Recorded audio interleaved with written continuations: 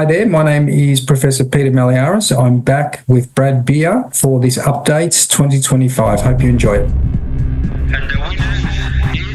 Failure is not an option. I've had my ups and my downs. I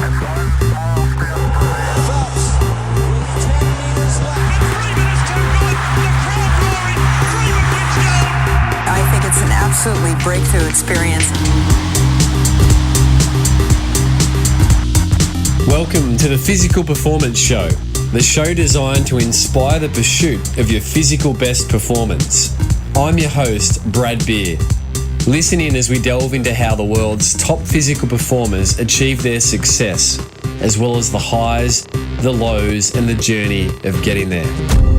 Let's get ready, set, let's go.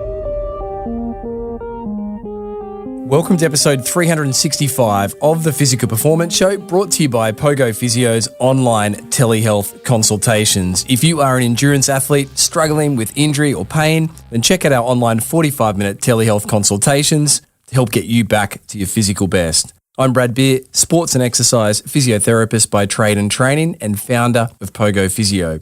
We bring you the latest and greatest information and inspiration designed to help you perform at your physical best. And we do this across a range of our different episodes, interest editions, expert editions, featured performers, and coaches' corners.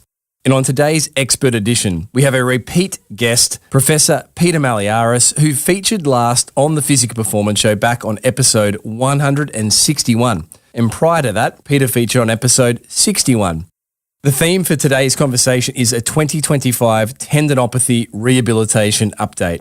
Peter is a physiotherapist specialising in the rehabilitation of tendinopathy, the Director of Research, the School of Primary and Allied Healthcare, the Director of the Monash Musculoskeletal Research Unit, the Deputy Editor of the Journal of Physiotherapy. Peter is a prolific clinical researcher who has thrown himself through his career, both academic and clinically, at continual improvement with regards to tendinopathy rehabilitation. So if you've been experiencing persistent tendon-based symptoms, be sure to tune in. If you are a practitioner in the field, always learn when Peter Malliaras teaches. So here is my conversation with Peter Malliaras, a 2025 Tendinopathy Rehabilitation update.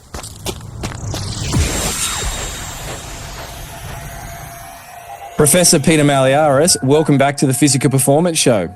Thank you very much, Brad. Thanks for having me. It has been, we're up to episode 365. Your last appearance was episode 161, and prior to that was episode 61. So you're a repeat guest and much loved. Yeah, no, thank you for having me on. Well, we've got a lot to catch up on. Yeah. Your output has remained prolific as per your introduction there. And the purpose of bringing you back on, we're in 2025, was to really just hear from you around any advancements in the field of rehabilitation for tendinopathies, tendon-based pathologies. It's a big area. We'll do our best to cover some of the key things. But in simple terms, the headlines. Yeah. Has anything of great significance changed that athletes out there dealing with tendon pain and practitioners at the coalface dealing with patients with tendon pain should be aware of in 2025? Or are the main things still the main things? I think it's, look, the main things are definitely still the main things. We're getting a bit better at understanding how to apply things, I think. So if you look at things like exercise, it's always been a bit of a grey area in terms of how we actually apply it. Do we do, eccentric training, which is what we were doing 25 years ago, and that's when we sort of started loading tendons heavier. Do we do isometric training, which became popular after that for some period? What's the best way? How do we load people? What do we want to do? And I think we're getting better understanding about certain types of loading and what outcomes they can influence. So certainly in my practice, the biggest change over the last 10 years, I believe, has been more clarity around the load that I prescribe for certain outcomes. So when I'm looking at a patellar tendon or an Achilles tendon or a hamstring tendon these days, it really does come down to what outcome are you trying to achieve for this particular person. So is it tissue adaptation? Are you trying to adapt to tissue? Are you trying to achieve some sort of muscle adaptation or outcome? Are you trying to achieve some other outcome, stretch, shorten, cycle, elasticity outcome, or is it just treating pain?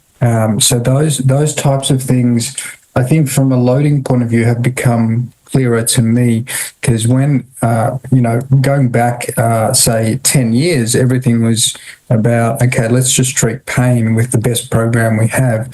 And what we now know is that there's no such thing as a best program, for treating pain. Pain improves regardless of the exercise that you do, and maybe despite the exercise that you do.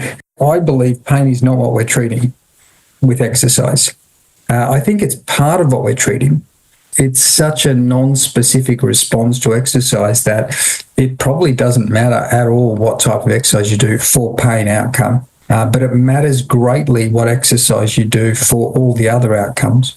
So tendon and muscle adaptation, those types of outcomes, performance outcomes, but also getting people back to being functional and, being able to do things they want to do in their life. So that for me has been an epiphany, and that is sort of what has gone into practice and the teaching that I do these days, just differentiating and being clear about what's the outcome that you're achieving. But the other big difference has been getting better at applying education and, knowing how to reach people with the right messages at the right time. And that sort of also goes to understanding tendon as a multifactorial problem, not just a load-related problem, because we were thinking about, say, 10, 15 years ago, tendon as very much load-related. But there are sort of lots of examples where tendon is not that load-related.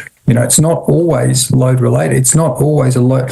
We think of tendinopathy as tendinopathy is just a load-related problem, but it's not always a load-related problem because it's a persistent pain problem, and persistent pain is not always load-related. So that's also been, and yes, there's load aspects. Yes, people have pain when they're loading, but it's not that straightforward in clinical practice a lot of the time. So we now. So that overlap between treating it as a load-related mechanical problem to treating it as a broader problem is also, I guess, another epiphany that has sort of become sharper in focus for a lot of research and a lot of clinical practice over the last few years. So it's safe to say that the last 10 years have catalysed an evolution and a progression in your understanding and therefore your application of your research, into practice clinically, which is great to hear. I sat and took your Master in Lower Limb Tendinopathy course,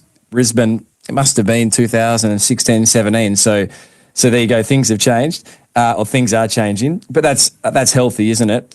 So just to recap and maybe work from the last point backwards there, just to bring these learnings to life.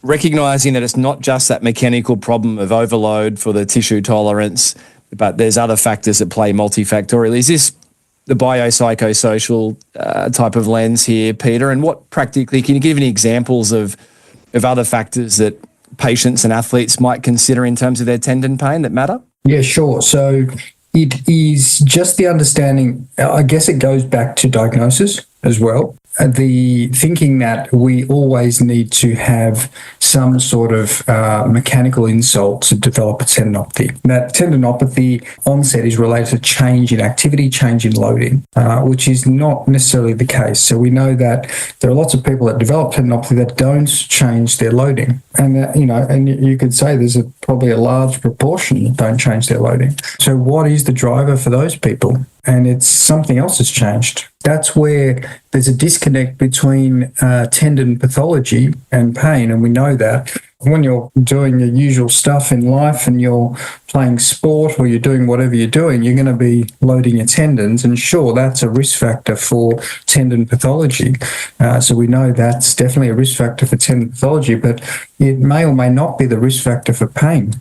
Pain is much more, as you say, biopsychosocial. There are many more inputs to to pain. So we can then have this pathology, and this is what I tend to describe to patients. You might have had this pathology in your tendon for many, many years, and it's just been sitting there, and it's been developing. It might have even been from when you were young, and you've been, playing sport or whatever you've been doing, and then at some point it's become painful. Now, it's likely that when it's become painful, there's nothing that has changed at all in your tendon. Absolutely nothing has changed in your tendon at that point.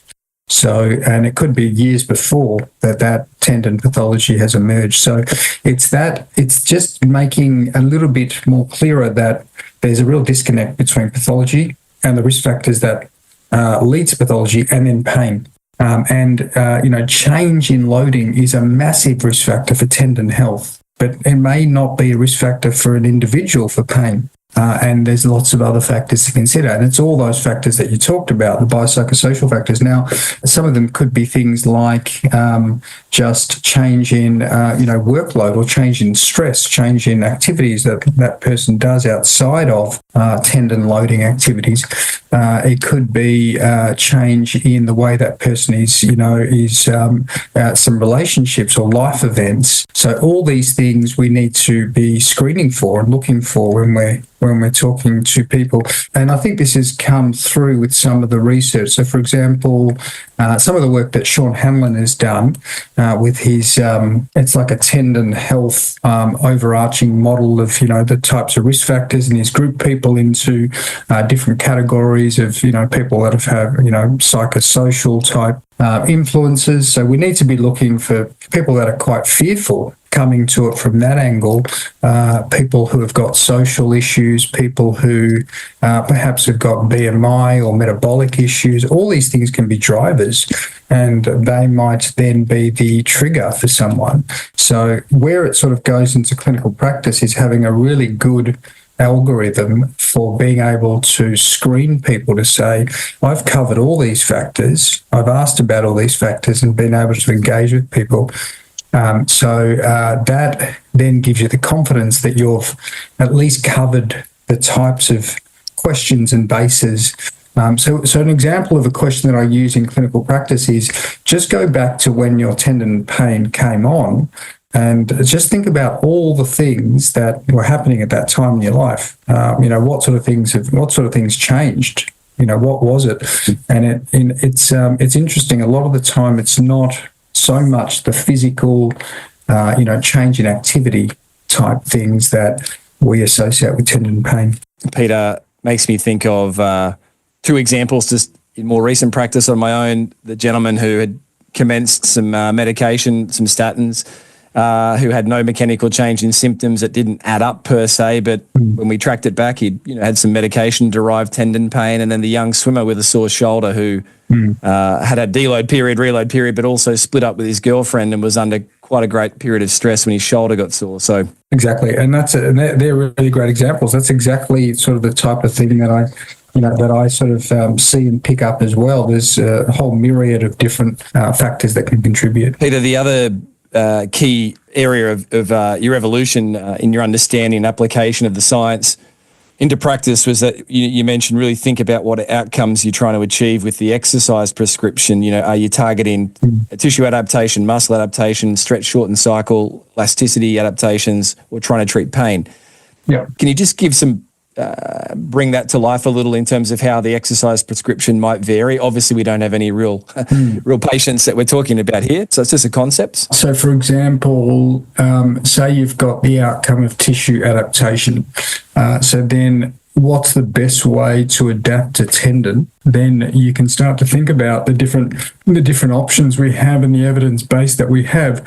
We know that we need to strain a tendon to adapt it. How do we strain a tendon? Well, we need to apply a certain amount of load to the tendon. It doesn't matter what position we apply the load. It probably does, because we know that if we load the tendon in more of a end range muscle tendon unit position, it's going to strain much more. So it has implications for the types of positions that we that we load people, but then that impacts also with their pain. So ideally, we want to load people in a lengthened position to bring about adaptation of their tendon, but that's also the position that they're most painful in. So we can't sometimes start in that position. We need to start in other positions that are less painful. So there's a framework that I've developed around how can we optimize tendon adaptation for different stages of pain and how people present. The worst way to get tendon adaptation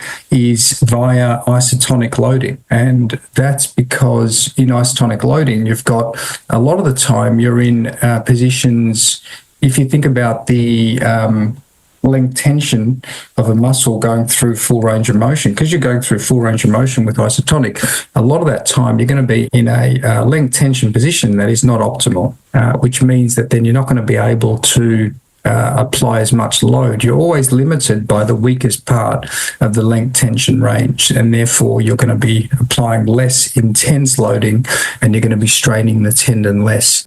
Probably one of the best ways to apply to adapt a tendon is via isometric load in specific positions that are intense for long enough.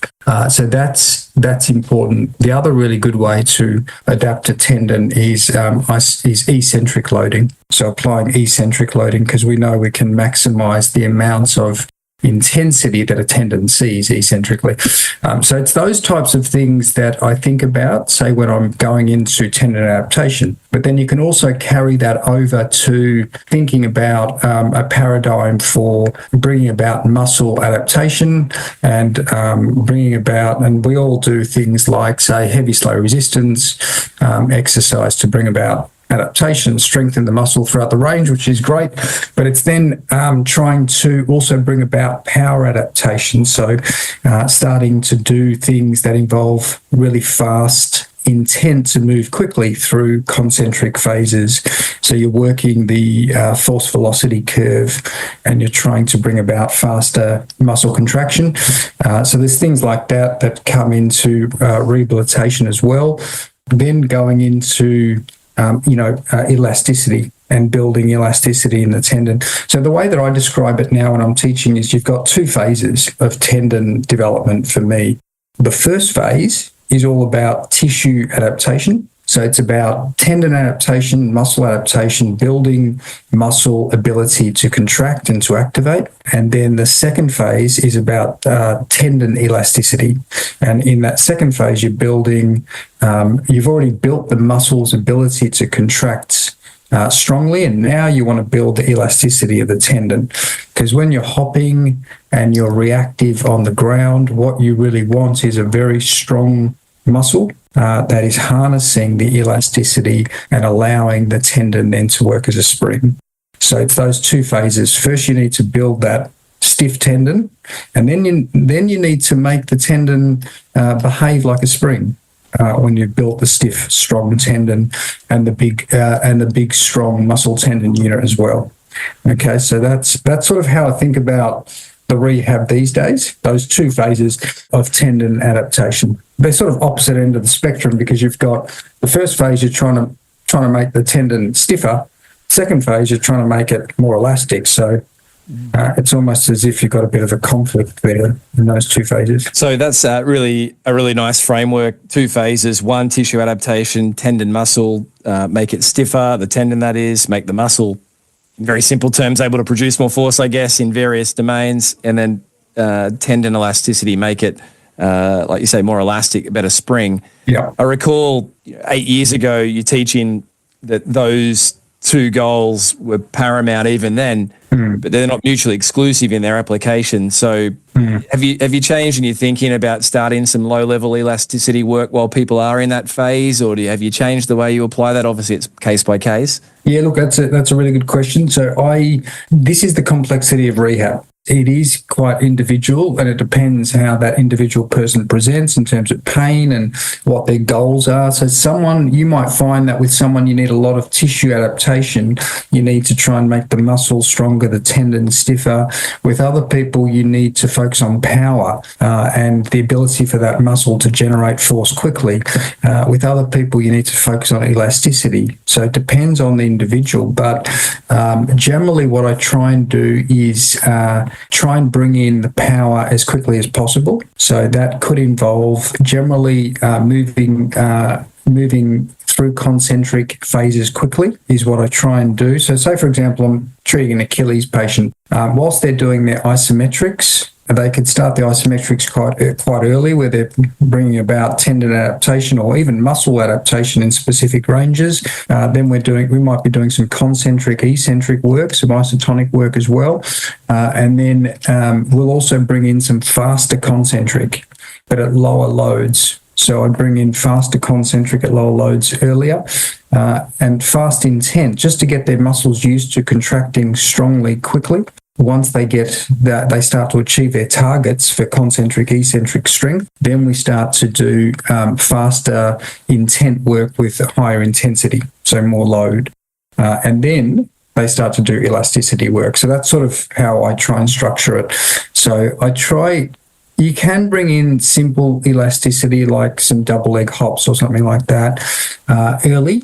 Generally, you do need a certain amount of strength to be able to produce that elasticity, and that goes back to that muscle contracting very quickly. So you need to have that on board before they can then progress onto some of that. So I try delay that until they've reached some of those targets, okay? The sort of strength targets are pretty important. And an example of muscle contracting quickly in rehabilitation, Peter, could that be something like pulsing for a calf, for example, or is... Could be, yeah. I personally don't like pulsing. Yep. And the reason I don't like it is because I think it can be useful for some demographics, but for demographics that you're going to be progressing on to hopping, you're better off going straight to hopping, because pulsing quickly over a step, it does achieve the same thing. It achieves very strong muscle contraction and tendon elasticity, but you're always compromised because you haven't got that contact phase. So you're not going to get as much force. You're not going to get as much elasticity in the tendon. It can be a good bridge for people who struggle, but in my experience, just getting them straight to double leg hopping and then go to single leg hopping is probably better if you really want elasticity in the tendon. I'm thinking more, what I generally do is get them to do, so in an isotonic phase, break it up. So my first isotonic generally for me is slow. Once they've got the capacity to do slow stuff with the metronome, then I start to build in the faster work. And then the faster work is they go all the way down, and then you want them to go fast up as they can. So it's breaking up the concentric and the eccentric. So when you bounce, the difference is that it's a tendon specific activity. So whereas when you go down, pause for a second and then generate fast force up, it's very much a muscle specific activity. So the muscle's doing all the work because you're not having any elastic storage within the tendon as you go down, okay?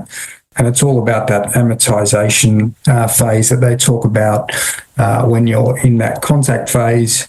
The slower you are down the bottom, the less elastic potential you have. So if you're doing calf raises quickly like that, like you're bouncing, you're going to get a lot of elastic. So the tendon's going to be helping you. So you're going to be working your muscle less if you're doing that.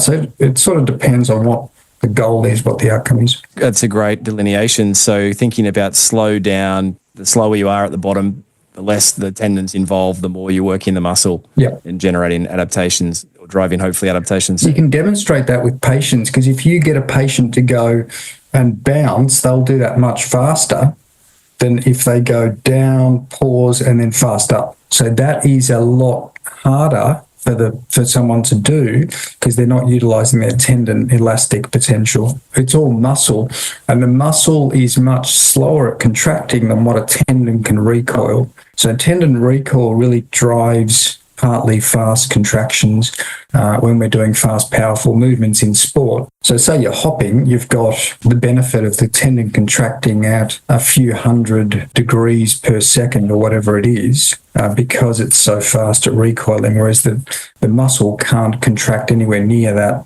velocity, anywhere near that speed. So you do get that benefit. But that's part of stretch, shorten, cycle and all that, and they talk about the other part of it is the muscle reflex that kicks in as well, and all the other things that happen during the stretch, shorten cycle that helps you to be more powerful. A question that's burning for me, short versus long duration isometrics.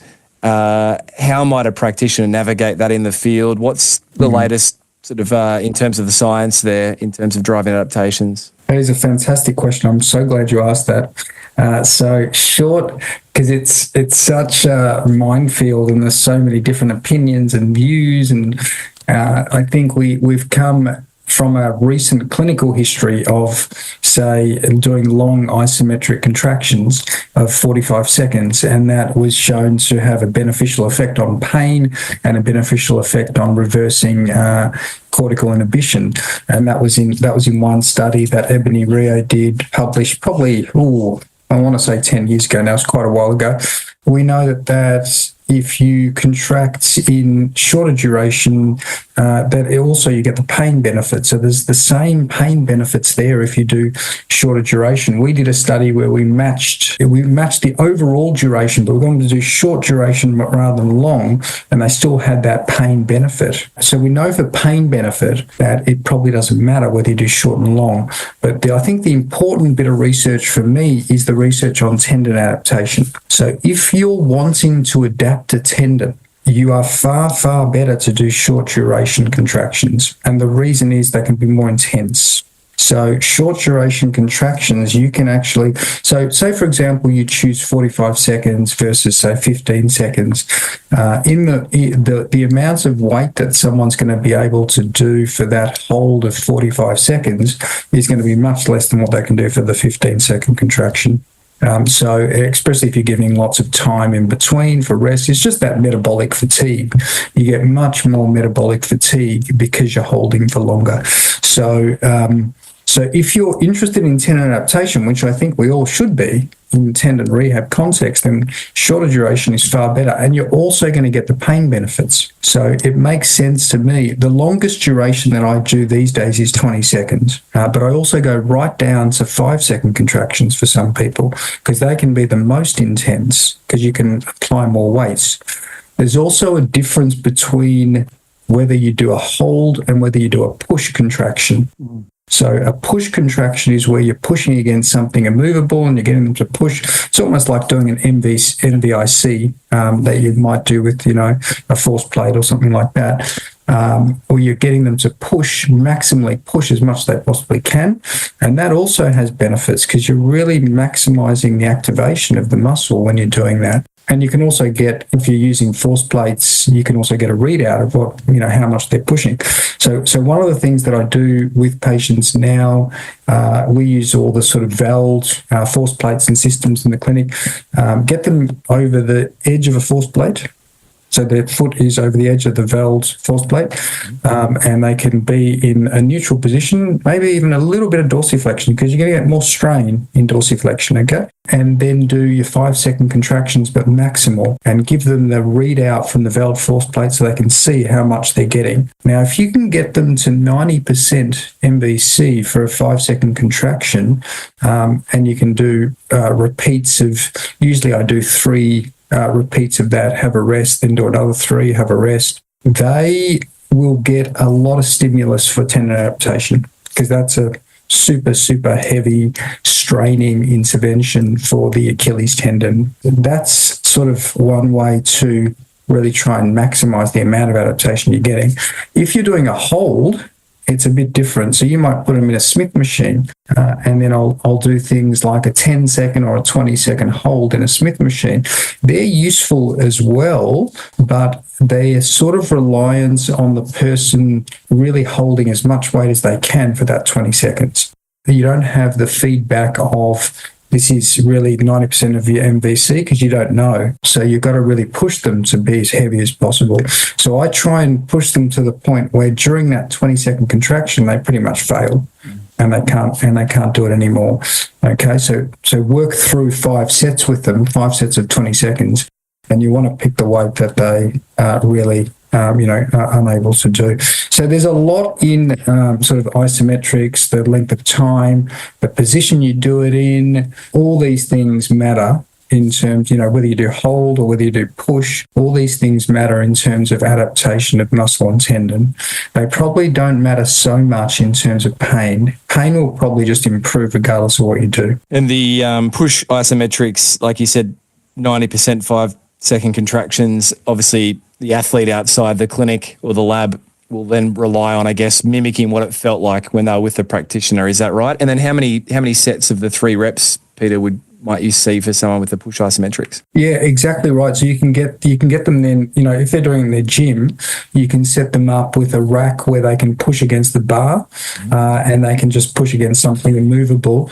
And they can sort of, gauge then if they're pushing 90% based on what they felt. So that's sort of how I would set them up. In terms of dosage for that one, I work to pretty much 60 seconds of contraction time. So I try and do anywhere between, sometimes 40 is enough initially, but 40 to 60. So it doesn't need to be a lot. If you're getting 8 to 10, maybe 12 5-second contractions in the whole session, that's fine. Doesn't need to be a heap of contractions. And is there an ideal recovery period between repetitions? So generally I would do something like 5 seconds on, 5 to 10 seconds off.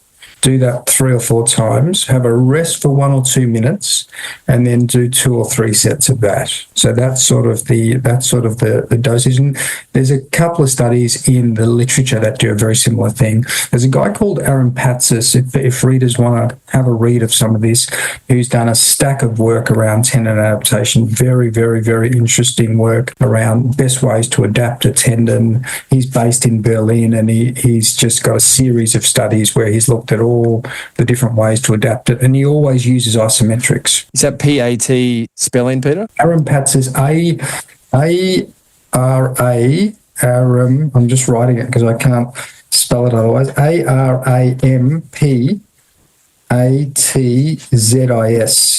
Patsis, yep, as it sounds. Patsis. Yeah, he's fantastic. He's done it all in terms of isometrics, how to adapt a tendon. He's even got a recent trial, which is an interesting one.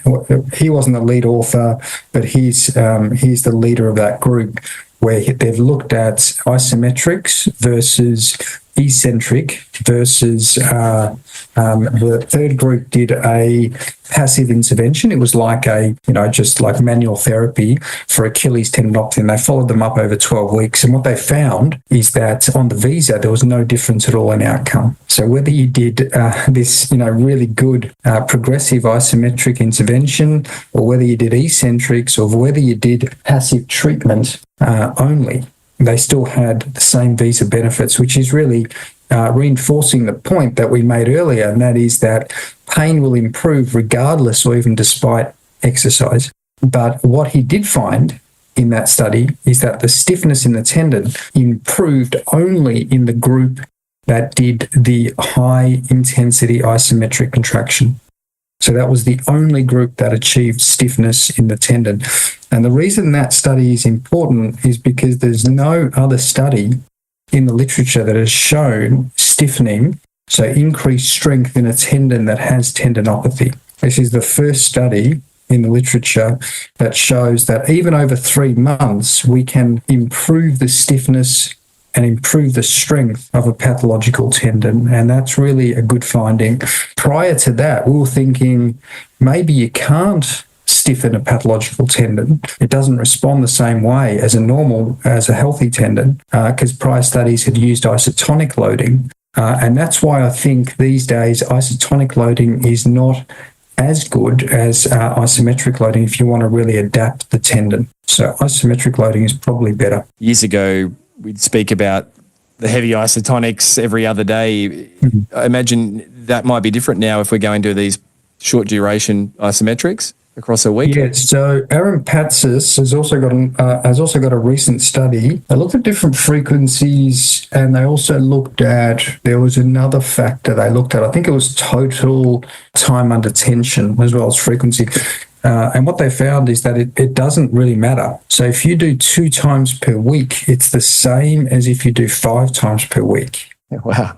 As long as it's super heavy, like we're talking about, it doesn't actually matter. So what I do now with athletes and also with other people is, as long as they're loading heavy twice a week with this super heavy stuff, they will probably get a good adaptive stimulus and a good adaptive response, and they're probably going to have a better tendon for it in 3 months in terms of stiffness. And stiffness is really important because we know that people have less stiff tendons when they have tendon pathology. They have inferior stiffness, you could say weaker tendons, and over time that stress accumulation might be one of the factors that is keeping them in this cycle of tendinopathy. So it's an important outcome. Now, the thing that's really important to mention though is that none of this relates to pain directly. So there's no evidence that if we make the tendon stronger, we're going to help someone's pain. That just isn't the case from the current evidence. But it might be, and there's no reason why it shouldn't be that it makes the tendon function better. So tendon function would be better because you've got a stiffer tendon. It goes back to the elasticity stuff we were talking about earlier. It's going to be a tendon that is going to behave better when you stress it elastically, and you're going to get more out of it in terms of stretch and recoil. I think it's a no-brainer for athletes to be able to get stiffness in the tendon if they're recovering from a tendinopathy. Yeah, very comprehensive, Peter, and really quite revelationary in many ways to liberate many people that the demands time-wise might be a lot less than they thought. And you cited that Aaron's group had found adaptations in within 3 months. So that's exciting too. Anything you'd add to that in terms of people's expectations? I guess it's going to always be individualized, but they can expect some adaptation in a relatively short period of time. It's an exciting finding for patients, and it's an exciting finding for me as a clinician, because I can now say to patients, if you do this type of input, you're probably going to have a really good adaptive response in the tendon. Whether or not that relates to pain is a different story.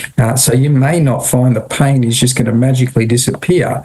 Obviously, pain is far more complex than that. We've talked about that already. But it does give us the mandate to say, you know what, we can adapt your tendon even though you've got pathology. Yeah. And that is a real good finding. But I think one of the barriers, as we know, is people just sticking with it and adhering to it over a long period of time, and that can be tricky as well. So it's just keeping them on board with that. You're listening to Professor Peter Malliaras on this expert edition of the Physical Performance Show. Support for today's show comes from Pogo Physio's online telehealth consultations. If you are an endurance athlete struggling to get back to your physical best, then jump over to pogophysio.com.au. There you can schedule your online consultation with myself or any of the Pogo Physio team. Now, if you missed the last episode of the Physical Performance Show, episode 364, myself and Dr. Rich Willey were interviewed by Physio Network regarding common running-related injuries and strategies to overcome them. Here's a little snippet of episode 364. I like hamstring, probably these proximal hamstring tendinopathies. I would say, it's not unusual for some athletes to take 6 months or so to really get on the other side of it. And I think, again, that also is really kind of can be preloaded because if they've been dealing with this injury for a long period of time. I also think that, the type of running that they're looking to get back to, if it's someone who's kind of doing like some weekend runs or something like that, I think that's one thing. But, the level of athlete that Brad works with, and then the terrain demands of the runners that I work with, I think those can be much more challenging. So I think you should stretch that out a little bit longer for those athletes. Can I ask, Sarah, Rich, the demands of that, as in, Rich, the faster running, the higher intensity running, the greater hip flexion, is that what you're referring to there? Yeah, exactly. The greater hip flexion, I think that like the longer stride length, because it's really driving that. The hamstring forces are quite a bit more, because the hamstrings are quite active. I think a lot of times people think of hamstrings as being very active during push off, like when you're during like doing like almost like a hamstring curl, but that's not really the case. Hamstring forces are the greatest terminal swing, and during that initial loading period, that's when that hamstring is, you're asking it to elongate at the hip and also your knee. So forces tend to be the greatest then. For now, let's jump back with Professor Peter Malliaras sharing the 2025 Tendinopathy Rehabilitation update. Peter, moving away from, I guess, the mainstay of what still appears to be the mainstay of rehab exercise therapy for tendon pain and tendon pathology. Obviously, we're mindful of all those other factors needing to be addressed as well that we mentioned and you mentioned. But adjunctive treatments, there's rarely a week that I encounter in clinical practice where someone doesn't ask me about peptide therapy for tendon pain or glucose injections. Years ago there, you were involved in some trials looking at the high volume injections. What's the latest on adjuncts? What are your thoughts? It is one that comes up very commonly. The latest is quite a short summary, actually. There's nothing that has emerged as something that we can really recommend as evidence-based. There's been lots of studies, and it seems like we are getting better at the science. So we're doing better studies, we're doing bigger studies, we're doing studies with less bias, and they are unfortunately, quite commonly, the bigger studies, the better studies show that there's no benefit from these adjunct interventions. I'll give you a couple of examples. We've got PRP now, where we know that PRP, if you look at the really big really good studies, there's no benefit compared to placebo. So that's an important message. And that's a strong finding as you get in science when you look at Achilles tendinopathy. Now, the unfortunate thing is PRP is still probably the most used injection worldwide in tendinopathy, even though we know that it doesn't work. So that's probably because there's lack of other options and other reasons. But there was a study that came out, which I've just looking at right now because I haven't read it yet, but I saw the title, and it was a systematic review with meta-regression in lateral elbow tendinopathy, and they're saying that platelet concentration explains the variable outcomes in PRP. So there are all these different, reasons, and people are, trying to find ways around the science if the science doesn't necessarily agree with their viewpoint. So you will find people, and it happens with PRP and it happens with shockwave.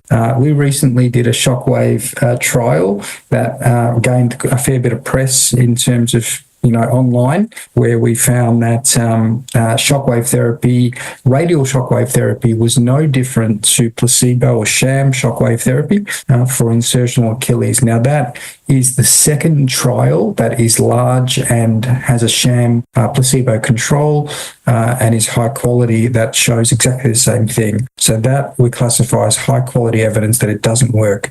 So we've had a letter from the shockwave community that has been, sent into the journal that we published in, saying this is all bogus, you didn't do it right, and you didn't do this, and you didn't do that, mainly around the energy density that we used and the machine that we used. So we've responded to that letter. I've submitted that response to Journal of Clinical Rehabilitation. So, it is a really open debate, and people will try and defend, I guess, as much as they can the things they're using. But the science is clear and becoming clearer as we do bigger, better studies, and that is that PRP doesn't work, shockwave therapy doesn't work. That's what we know. Now, other things the science maybe is not as clear about. It's unfortunately not heading in a good direction with a lot of these adjunct therapies. What's the reason they don't work? What are your thoughts? It's a huge question. Sorry to throw that at you like that.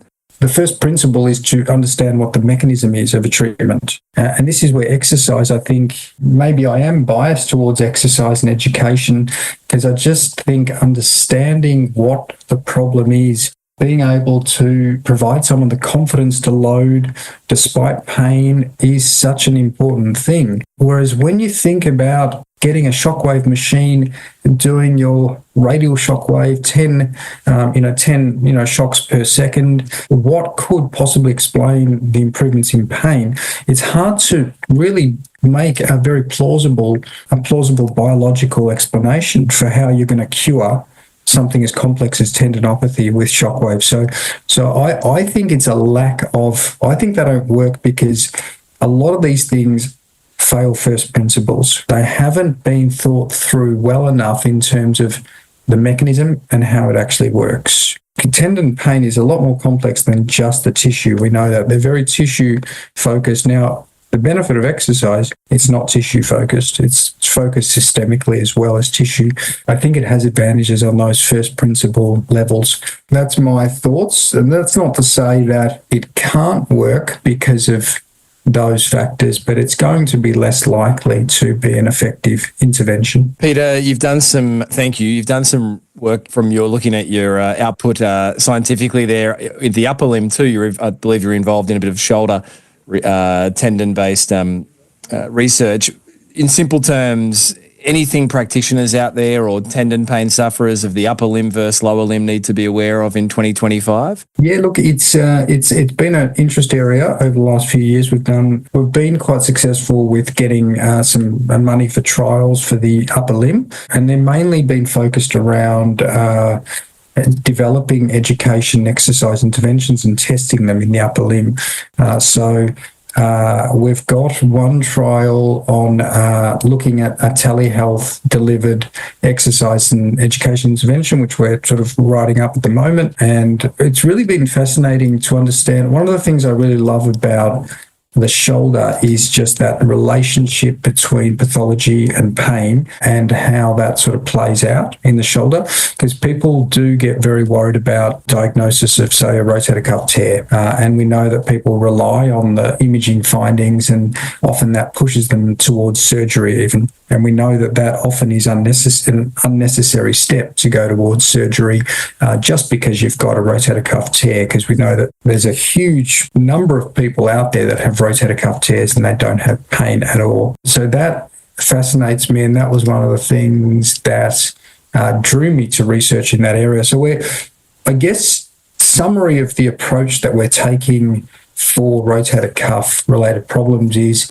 just trying to improve the general awareness out there about the lack of relationship between pain and pathology, and the fact that you can be successful in managing the problem without the need for surgery if you have got these pathological outcomes. So I think that's not a new thing at all for us as clinicians. We all know that, but it is quite a new thing for a lot of patients who are not really aware of those relationships. So that's sort of a summary of what we're trying to do in that space. Yeah, so that message has pervaded now for a long period of time, but it's nice to hear that hasn't gone out of vogue, and if anything, that's been solidified for the upper limb. Peter, in the final moments of the time we have, projects, call to actions, anything that obviously you lead up the faculty there at Director of Monash Musculoskeletal Researchers Unit. Do you need some recruits, some subjects for studies? If yes, here's your chance. Thank you very much. Yeah, no, it's great to have the opportunity. I think if people we do a lot of research in Achilles, a lot of research in shoulder. If people are interested in taking part, they can email me directly, and I can direct them to studies. So I'm happy for you to put my email on the actual show.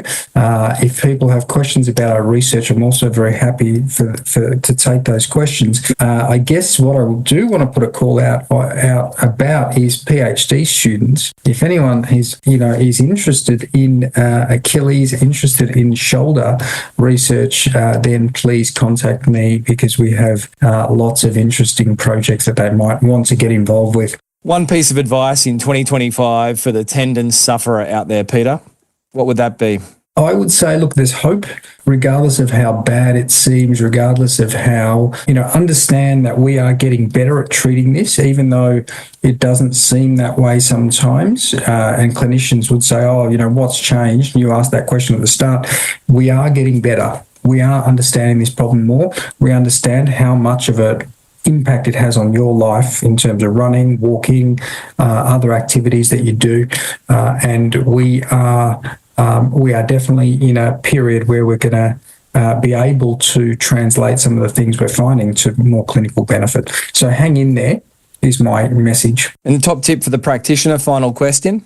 So practitioners, I guess it comes down to really be clear about the messages you're giving to patients. Really try and hone your skills in being able to talk to patients in a way that resonates with them about their condition, what they can do about it, the prognosis, understanding pain and pathology.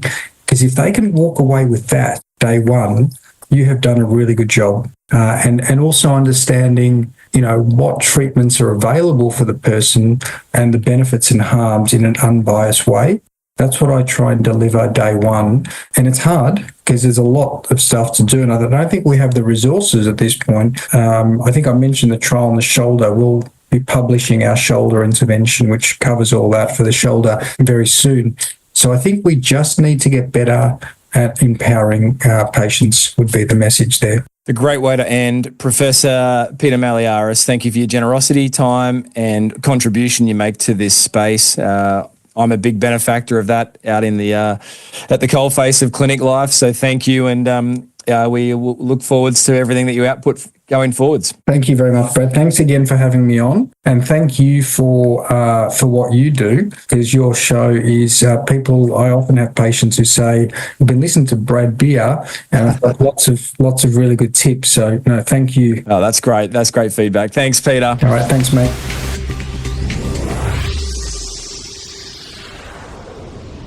So there you have it, another episode of the Physical Performance Show, and I trust and I know you enjoyed Peter's sharings today. Now, if you are a PhD student in the making, then be sure to reach out to Peter as per the above mentioned email address. We'll link everything up in the show notes over at physicalperformanceshow.com also. Keep an eye out for Peter's in-person tendinopathy rehabilitation workshops. In fact, there's one scheduled on the Gold Coast, Australia at Pogo Physio for October 2025. And of course, keep an eye across all of Peter's social media platforms. And if you're an academic or a clinician, keep an eye out for Peter's emerging research. A big thanks to the folk who make this show possible: Daryl Misson, audio engineering; Susan Wilkin, show administration; Matthew Olding, show graphic design; Milan Borrow, videography. If you'd like to connect with myself over on socials, you'll find me at Brad_beer. If you have any feedback for the show, perhaps a guest recommendation, b.beer@pogophysio.com.au. Now, my exams are forthcoming in the months ahead, and as you may know, the show is on a reduced output until the other side of the exams. We'll have some exciting updates regarding the Physical Performance Show from mid-year 2025 onwards. So until next episode, keep pursuing your physical best performance. I'm Brad Beer, and this has been the Physical Performance Show.